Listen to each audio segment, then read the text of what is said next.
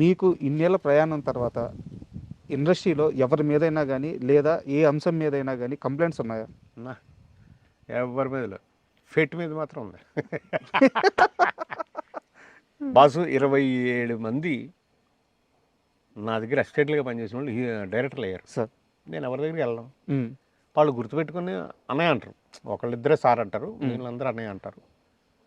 అన్నయ్య నీకు ఇందులో వేషం ఉందన్నా ఓకే, హ్మ్. వాడే పలకపోయినా ఓకే. హ్మ్. మనం మాత్రం వాడు వీడు అనం. సార్. డార్లింగ్ అని డార్లింగ్ అంటే ఫస్ట్ మీరే కదా స్టార్ట్ చేసింది డార్లింగ్. వాళ్ళని స్టార్ట్ చేసి నేను మన దగ్గర పిల్లలు పెద్దవాళ్ళు అవుతుంటే హ్మ్.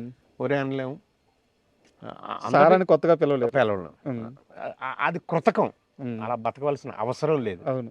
సార్ అని పిలవటం ఏంటి, మన దగ్గర అసిస్టెంట్గా చేసిన పిల్లల్ని అంటే మర్యాద కాదు బాబు. ఇప్పుడు ఏంటంటే బాబు అంటే అయిపోయాయి.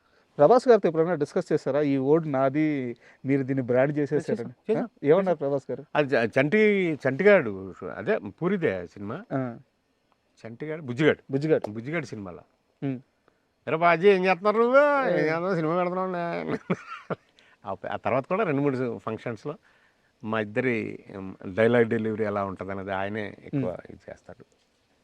చాలా ఆయన కూడా ఈయనే తలసాని గారి పాప మ్యారేజ్కి కార్డు ఇవ్వడానికి వెళ్ళినప్పుడు ఇవన్నీ జ్ఞాపకం చేశాడు. ఆ తర్వాత పెద్దగా కలవలేదు, నేను 1-2 ఫంక్షన్స్లో కలిశాను అంతే. నేను జనరల్గా కలవను సార్. అంటే కావాలని వెళ్ళి కలవటం అనేది అవసరం లేదు. ఎందుకు నేను ఇంటర్వ్యూ కోసం ప్రిపేర్ అవుతా కొన్ని దగ్గరలో చూసాను సార్. అంటే అది కరెక్టో కాదు మీరు చెప్పండి. ఒక ఆశ్రమం మాత్రం పెట్టాలి, ఎస్ అది కాదంబరికి బలంగా మిగిలిపోయిన ఒకే ఒక్క అంశం, అవును దాన్ని మాత్రం చేయాలి అని చెప్పి చేస్తా. బలంగా నిర్ణయించుకున్నారు. చేస్తా. సో అయ్యే మార్గాలు ఏం కనిపిస్తున్నాయి మీకు దగ్గరలో? మార్గాలంటే ఇంతకుముందు టీఆర్ఎస్ ప్రభుత్వంలో ప్రభుత్వం ఏదైనా స్థలం ఇస్తుందేమో అని నాకు ఇందాక పేర్లలో లైన్ కిరణ్ గారు ఒకటి చెప్పాను. లైన్ కిరణ్ గారు, ఇలాంటి శ్రీమిత్ర అంజబాబు గారు, శ్రీమిత్ర చౌదరి గారు, ఇలాంటి వాళ్ళు, శ్రీనాథ్ అని కుర్రా శ్రీనాథ్, ఇలాంటి వాళ్ళు నువ్వు స్థలం ఏదైనా తెచ్చుకో, మిగిలిన అన్నీ మనం ఇన్ఫ్రాస్ట్రక్చర్ అంతా కూడా చేయొచ్చు అని చెప్పారు. నాకు 3 ఎకరాల్లో ఒక ఆశ్రమం కట్టాలని నా కోరిక. అదేంటంటే పెద్ద తోటగా పెంచగలదు, ఇప్పుడు నాటచ్చు. పెద్ద పెద్ద చెట్లు కూడా స్పాట్లో మనం పెట్టేయచ్చు తీసుకొచ్చి. అలా చేసి గ్లాస్ రూమ్స్లో పేషెంట్ని పెట్టి చుట్టూరా, అంటే వాడికి ప్రపంచం కనిపించేలాగా ఆ చెట్టు మీద పక్షిని వాటర్ వాకింగ్ ట్రాక్ లాగా పెట్టి, ఒక వాటర్ పాండ్ లాగా పెట్టి ఇస్తే, అంటే మనిషి తను బతుకున్నానని తెలియాలంటే ప్రకృతిని చూస్తూ ఉండాలి. పక్షిని, చెట్టుని, నీటిని, ఆకాశాన్ని, భూమిని చూస్తూ ఉంటే పంచభూతాలు తనకు సపోర్ట్ ఉంటాయి.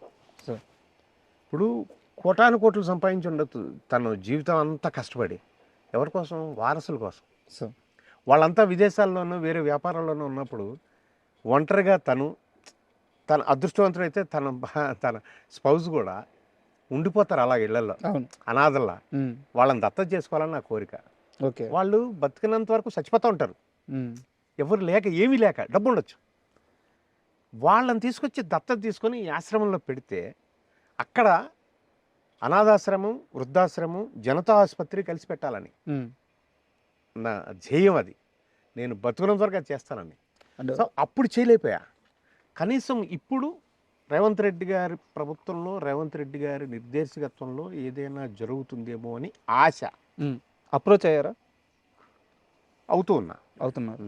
కొంతమంది మధ్యలో పెద్దలు కూడా ఉన్నారు, వాళ్ళు కూడా చేస్తా అన్నారు. ఈ మధ్యలో కూడా ప్రైవేట్గా కొంతమంది ఇస్తారని కూడా అన్నారు. బట్ ఒక ఫ్రెండు, ఒక లింగారెడ్డి గారని సూర్యాపేట దగ్గర ఇస్తా అన్నారు యాక్చువల్గా. అయితే నేను ఆశపడ్డాను 3 ఎకరాలు ఉంటుంది అని. అక్కడికి వెళ్తే ఒక 1/4 ఎకరా ఎంతో ఉంది అది అక్కడ. సో ఆయన నాకు ఇవ్వడానికి దానికి అంటే వర్కౌట్ అవట్లా.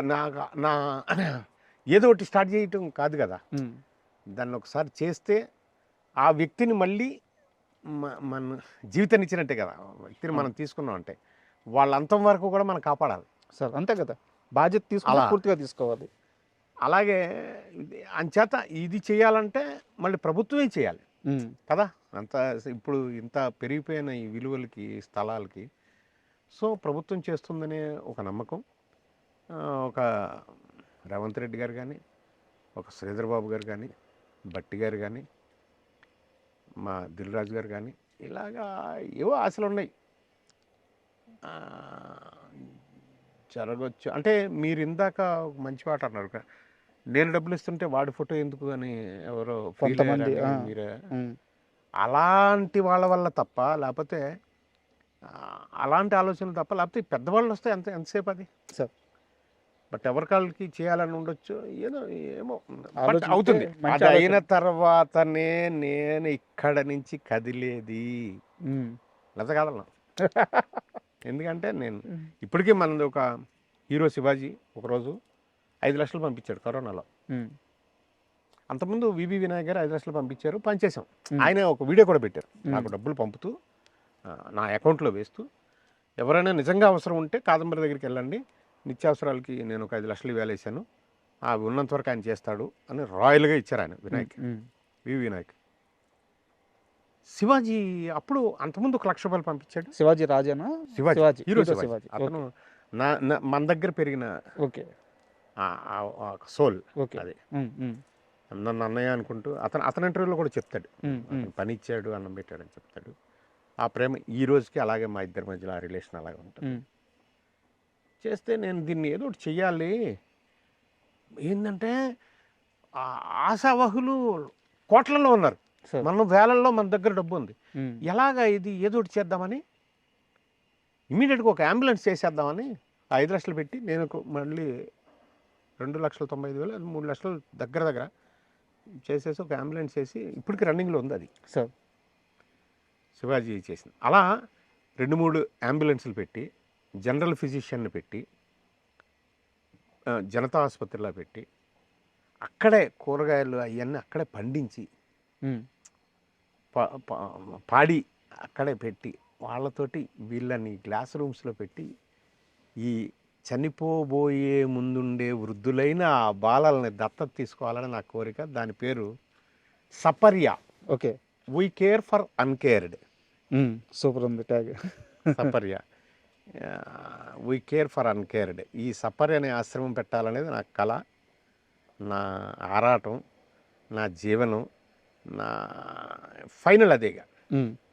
ఫైనల్ అదే. అది దాని తర్వాత ఎప్పుడైనా పర్లా, అప్పటి వరకు కదిలేదే లేదు. అంటే ఒక మంచి కార్యక్రమం సార్, మనసులో ఉంది, అది ఖచ్చితంగా ఎగ్జిక్యూట్ అవ్వాలని నేను మనస్ఫూర్తిగా కోరుకుంటున్నాను. అండ్ ఇప్పుడు మిమ్మల్ని ఇబ్బంది పెట్టే కొన్ని క్వశ్చన్స్ ఉన్నాయి. నాకు ఇబ్బంది ఏముండదు. కాదంబరి కిరణ్ జీవితంలో హీరో నాగార్జున హీరోనా విలనా? నాగార్జున ఎప్పుడు హీరోనే, విలన్ ఎందుకు అవుతాడు మీ జీవితంలో? ఏముంటుంది అది. నేను కథ చెప్పాను, అతను కొంచెం కరెక్షన్ చెప్తా అన్నాడు. బావా, బాగా తవ్వినట్టున్నావు. బావా ఎ లవబుల్ మ్యాన్ ఓన్లీ నాగార్జున, అది టైటిల్. అప్పుడు కథ చెప్పడానికి కొన్నాళ్ళు తిరిగాం. తర్వాత వాళ్ళ ఇంట్లో కథ చెప్పింది 3 డైరెక్టర్లే ఆ రోజుకి. నేను అనుకోవటం నాకు విన్నది రాము గారు, అదే రాఘవేంద్ర గారు, నేనే అని. ఏదో కరెక్షన్ చెప్పాడు, ఆ కరెక్షన్ అవ్వలేదు. ఆ తర్వాత అతను వినటానికి అవ్వాల, అంతే తప్ప అతను వెళ్ళడం ఎందుకు అవుతాడు. అతను హీరో. తర్వాత వెరీ రీసెంట్గా నాసామి రంగాన్ని సినిమా చేశాను. అవును, విజయ్ బిన్ని డైరెక్టర్. వస్తున్నాడు, చూడగానే ఎంత ఫ్రెష్గా ఉన్నావు కిరణ్, నువ్వేంది ఎప్పుడు కాదంబరు, నువ్వు ఏంటిది అన్నాడు. అవును, నేను అప్పటి నుంచి ఇలా ఉన్నా, నేను నాగేశ్వరరావు శిష్యుడిని అన్న. సూపర్ ఉంది టైమింగ్. నాగేశ్వరరావు శిష్యుడిని నేను. ఇలాంటి నేను అసలు నేను చాలామంది కమెడియన్స్ వాళ్ళు ఆర్టిస్టులు చూస్తున్నాను, వాళ్ళంతా బోల్డ్ చేంజ్ అయిపోయారు, నువ్వేంటి ఇంత ఫిట్గా ఉన్నావు. అలాగే రామ్ చరణ్ కూడా శంకర్ గారి సినిమా గేమ్ చేంజర్, అక్కడ అవుట్డోర్లో ఉన్నాం పంజాబ్ దగ్గర. అక్కడ సడన్గా చూస్తారు, సార్ ఏంటి సార్ మీరు ఏంటి అంత ఫిట్గా ఉన్నారు ఏంటి అంత అలా అబ్బాయి. అలా వీరిమేన్ దట్స్ ఆల్. అంటే ఎందుకు ఈ క్వశ్చన్ ఇంత స్ట్రాంగ్ అడిగానంటే, నేను ఒక 1.5 క్రితం చంద్ర గారిని కలిశాను. ఎవరిని? చంద్ర గారిని. నాగార్జున గారు మేకప్ మ్యాన్. ఫస్ట్ ఆల్ బాగా మేకప్ మ్యాన్ ఉండేవారు రాము గారు. చంద్ర గారిని కలిశాను. చంద్ర గారు మీ గురించి నాకు చెప్పింది ఏంటంటే, మీరు నాగార్జున గారిని కలవడానికి సెట్లో చెట్ల కింద, పొట్ల కింద, గోడల మీద గంటలు ఎన్ని సంవత్సరాలు ఎదురు చూశారు, ఎంత కష్టపడ్డారు, ఎంత ఓపిక్గా అలాగే నిలబడి ఉండేవాళ్ళు నాకు తెలుసు.